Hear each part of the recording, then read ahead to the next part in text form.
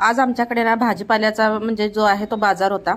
तर मार्केटमधून भाजीपाला आणल्यानंतर घरी येऊन बघते तर काय महिना दीड महिना झाला मी फ्रीज जो आहे तो क्लीन केलाच नव्हता.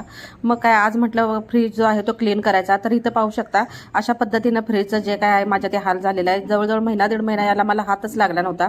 तर आज काही नाही म्हटलं पहिल्यांदा फ्रीज क्लीन करायचा आणि मगच जे आहे ते आपण भाजीपाला वगैरे निवडून जे आहे ते फ्रीजमध्ये ठेवायचं. आणि फ्रीजचं मॉडेल जर बघून तुम्ही म्हणत असाल की फ्रीज हा किती जुना आहे, तर हो खरंच हा खूप जुना आहे. जवळजवळ 24 वर्ष झाले याला घेऊन, पण याची काहीही तक्रार नाही. तर हा चालू स्थितीचं फ्रीज असल्यामुळे आम्ही याला कधी बदलायचं म्हणजे नावच घेतलं नाही. यावर आता तुम्ही म्हणाल की जुना फ्रीज झाला आता बदल की बाई किती दिवस वापरशील. तर हा फ्रीज म्हणजे माझ्या जुन्या दिवसांची आठवण आहे. आणि मेन म्हणजे माझ्या मुलाच्या पहिल्या वाढदिवसाला हा फ्रीज घेतलेला होता आणि म्हणजे एकदम सुस्थितीत आहे. नवा फ्रीज काय आम्ही आताही घेऊ शकतो, पण जुन्या ज्या आठवणी आहेत ते अशा सोडता येत नाहीत. म्हणून मी जो फ्रीज आहे जोपर्यंत हा चालेल तोपर्यंत मी याला यूज करायचं असं ठरवलं आहे.